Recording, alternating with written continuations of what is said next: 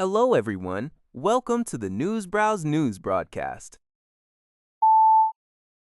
According to NHK, the Ukrainian government on May 15th briefed over 60 ambassadors and diplomats on the damage caused by a recent Russian missile attack in Kyiv. A residential building in the Darnki district of the capital was directly hit by a missile during a large-scale assault by Russian forces that lasted until May 14th. Kyiv Mayor Vitaly Klitschko reported that the attack resulted in 24 deaths, including 3 children. Ukrainian officials led the foreign representatives to the site, providing explanations of the damage and pointing out fragments of Russian missile engines discovered there. Japanese ambassador to Ukraine, Masashi Nakagome, who visited the scene, emphasized the need for continued international aid, stating, "While attention is focused on the situation in the Middle East, it's easy to overlook Ukraine, but I strongly feel that we must not forget it and must continue to provide assistance." The Ukrainian Foreign Ministry stressed the necessity of applying greater pressure to halt Russia's attacks. Separately on the same day, both Ukrainian President Volodymyr Zelensky and the Russian Ministry of Defense announced that their respective sides had exchanged 205 prisoners of war. Zelensky described this as the first phase of a prisoner exchange operation, following an earlier agreement to exchange 1,000 prisoners during a 3-day ceasefire period until May 11. A terrifying incident unfolded on Friday when an American Eagle flight, operated by PSA Airlines and affiliated with American Airlines, was forced to make an emergency landing. The passenger jet, Flight 5318, was en route from Washington's Reagan National Airport to Kansas City, Missouri, when smoke suddenly filled the cabin just 2 miles shy of its destination. The pilot promptly declared an emergency, but fortunately, the aircraft landed safely. Federal Representative Tracy Mann was among the 76 passengers on board and shared photos and videos of the dramatic evacuation on Facebook, showing many passengers exiting onto the aircraft's wings and alongside fire trucks on the runway. The Federal Aviation Administration, FAA, has announced it will investigate the incident. American Airlines expressed deep regret for the passengers' experience, reiterating their commitment to customer and team member safety. This news is reported by Sing Tao.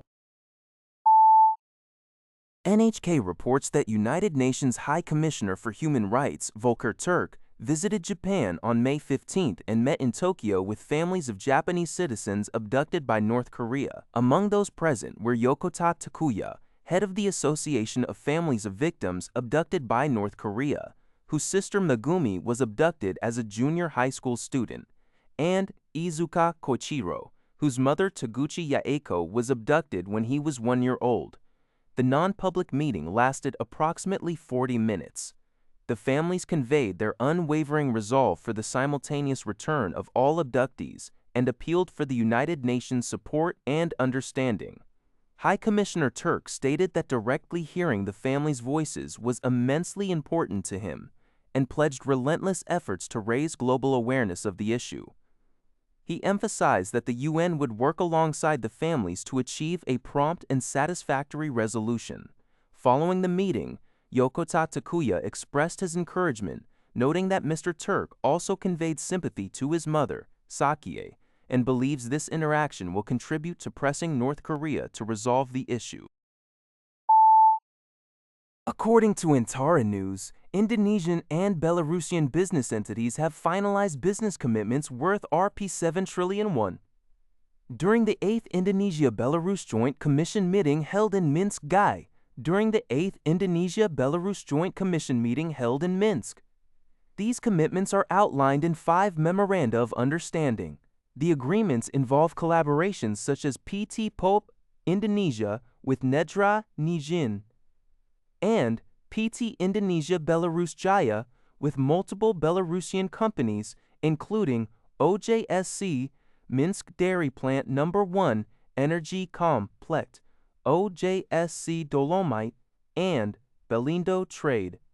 Indonesian Coordinating Minister for Economic Affairs Erlangga Hartarto emphasized the need to translate these understandings into concrete actions to improve economic relations.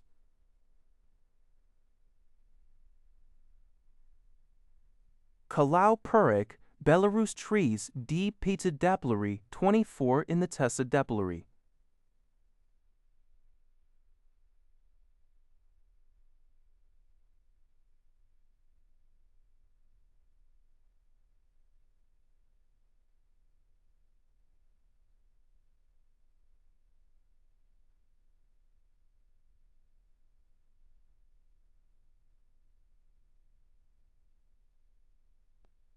Food security and NPR reports that the Eurovision Song Contest grand final is underway in Vienna, with 25 countries vying for the pop crown amidst tight security and ongoing protests.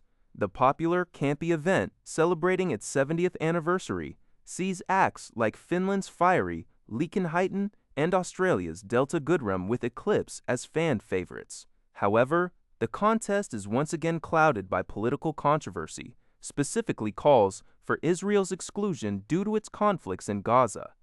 5 longtime participants, Spain, the Netherlands, Ireland, Iceland, and Slovenia, are boycotting the event in protest. Despite these tensions and smaller street demonstrations compared to previous years, organizers are also looking to expand, with a Eurovision Song Contest Asia planned for Bangkok. Historically, Eurovision has often been entangled in political debates, yet it continues to be a major global entertainment spectacle. That's all for this video. Thank you for watching. See you in the next video.